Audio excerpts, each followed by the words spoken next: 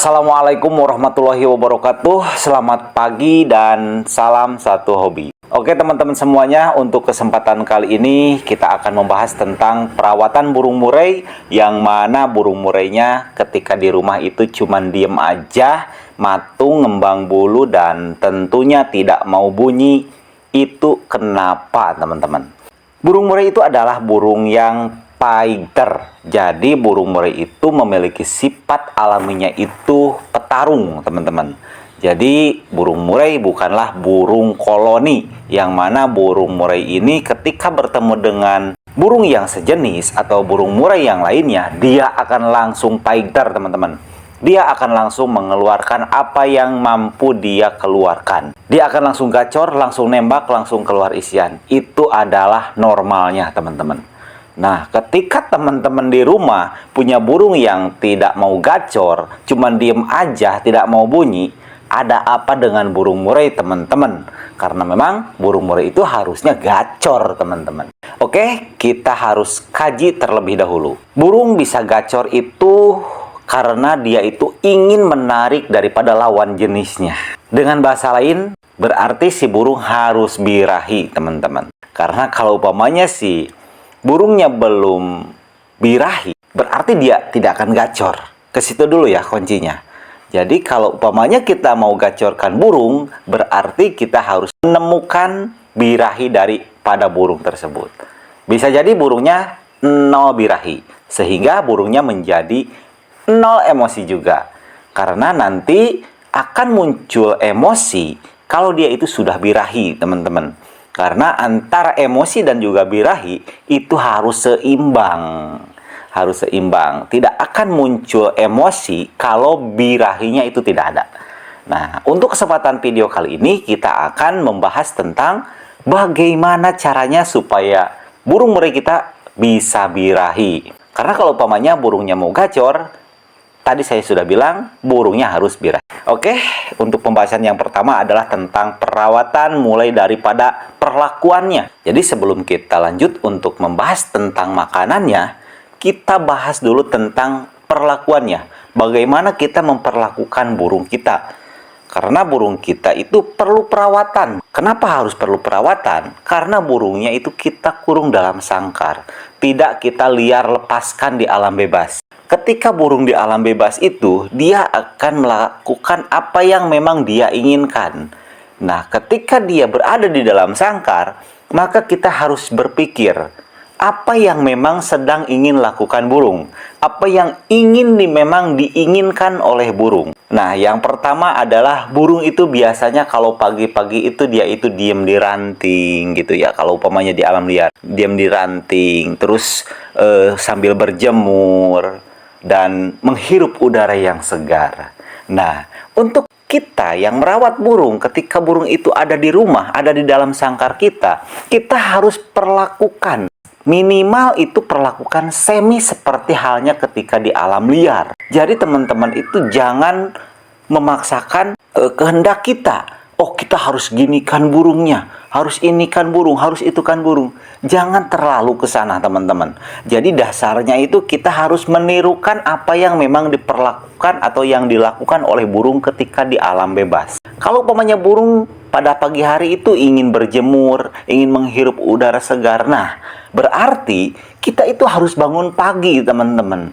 Harus bangun pagi karena memang ketika pukul 5 pagi itu burung itu sudah berterbangan ke sana kemari, sudah berkicau, bersautan, dan kita harus melakukan apa yang memang dia butuhkan. Bangunlah pukul 5 pagi. Lalu burung kita embunkan di tempat yang memang benar-benar terbuka. Tujuannya untuk apa? Nah, di sini tujuannya untuk supaya si burung itu merasa kalau daerah atau tempat dia berada itu, yaitu di rumahnya teman-teman itu, dia itu merasa kalau itu adalah daerah kekuasaannya. Jadi jangan sampai ketika kita lakukan pengembunan itu di tempat yang agak sumpek gitu ya. Lakukan pengembunan itu di tempat yang terbuka, di bawah langit langsung, teman-teman. Supaya nanti jiwa mental atau mental si burung tersebut itu terbangun. Dan menjadikan burung itu menjadi sehat juga karena menghirup udara yang segar, yang sejuk, teman-teman. Nah, sampai kapan kita lakukan ablakan atau buka kerodong, lakukan pengembunan itu kita lakukan sampai pukul 7 pagi, teman-teman. Jadi ketika kita lakukan pengembunan di langit terbuka, otomatis ketika matahari terbit itu langsung mengenai si burung tersebut. Jadi si cahaya matahari yang memang masih segar, masih sehat itu langsung termanfaatkan oleh burung. Dari logika saja itu kan bisa menyehatkan badan, teman-teman. Jadi kita lakukan apa yang memang biasa burung lakukan ketika di hutan. Nah, untuk yang selanjutnya, untuk proses mandinya. Burung itu kalau di hutan tidak mandi setiap waktu, teman-teman. Tidak mandi setiap waktu, cuman sesekali saja. Nah, kalau untuk mandi, kita harus temukan dulu settingannya. Burung kita itu mandinya itu mau berapa hari sekali? Atau apakah harus dilakukan setiap hari? Bagaimana caranya kita menemukan? Jadi ketika kita baru saja mendapatkan burungnya dan kita belum mengetahui settingan daripada burung itu, maka lakukan proses mandinya itu setiap hari. Cuman kita jangan paksakan untuk dia mandi. Jadi kita lakukan saja proses mandinya setiap hari.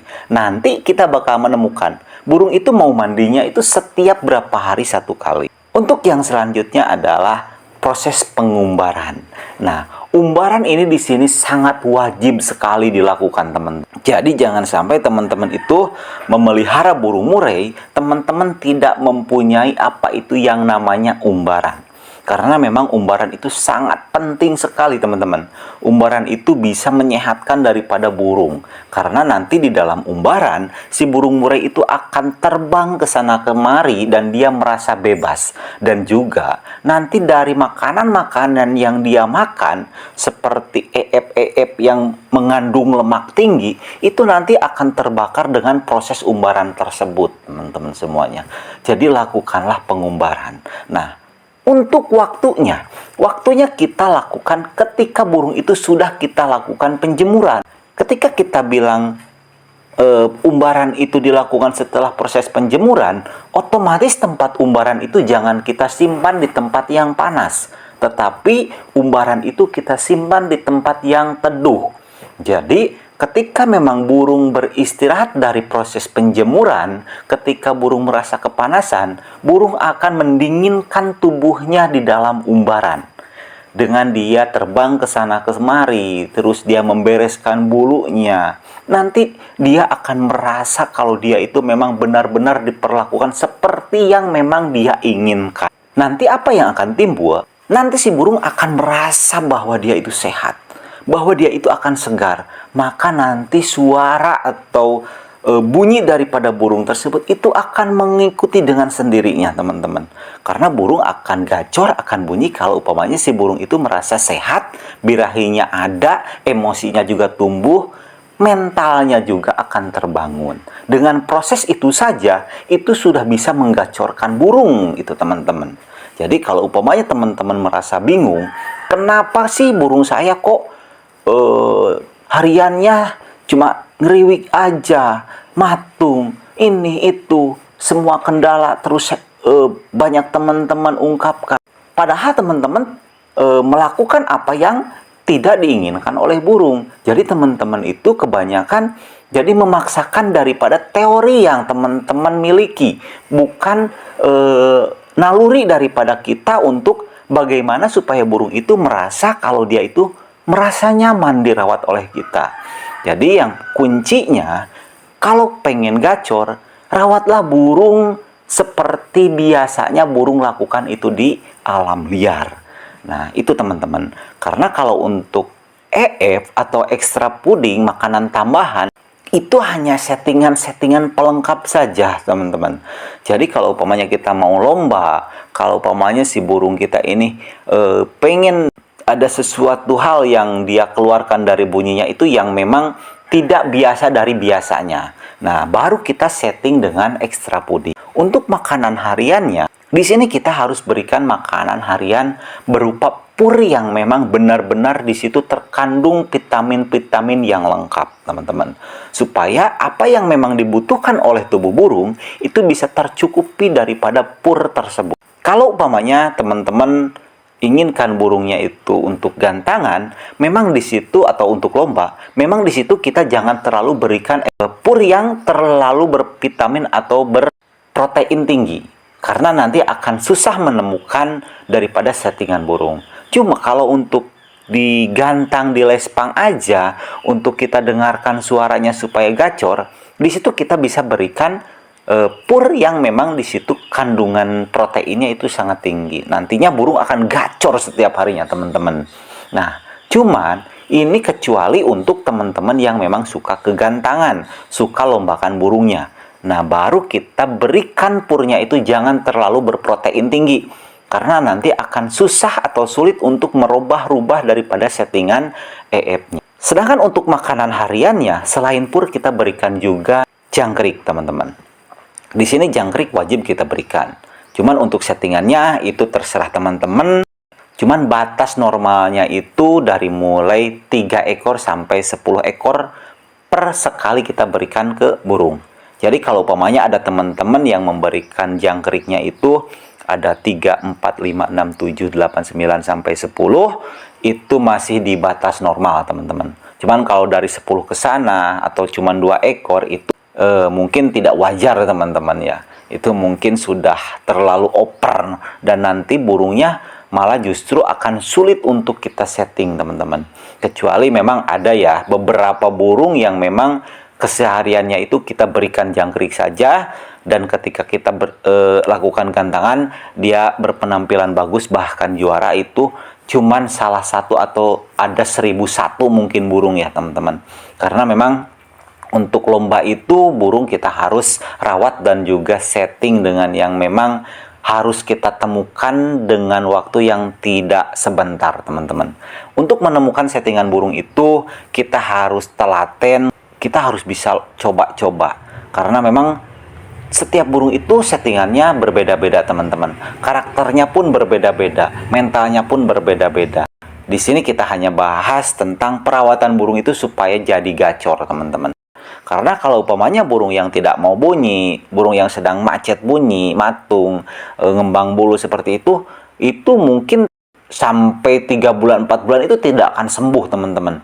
Tidak ada yang instan untuk perawatan burung supaya menjadi juara dari burung yang sedang terkendala gitu, seperti itu ya, teman-teman. Jadi untuk teman-teman semuanya yang kalau umpamanya ada keluhan gitu ya di rumahnya, punya burung yang memang tidak gacor, yang sulit sekali di settingnya, silahkan tulis di kolom komentar, teman-teman. Karena untuk video kali ini juga sebetulnya saya menjawab daripada pertanyaan subscriber yang mana dia itu punya burung di rumah tidak bisa gacor, padahal dia beli burung itu tujuannya ingin mendengar suara burung yang indah ketika pagi hari, sore hari. Jadi untuk video ini bukan saya jelaskan tentang perawatan burung meray untuk lomba, itu intinya, teman-teman. Dan mungkin untuk menggacorkan burung ini sudah saya anggap sangat cukup dan mudah-mudahan bermanfaat untuk semuanya. Dan akhir kata, wassalamualaikum warahmatullahi wabarakatuh.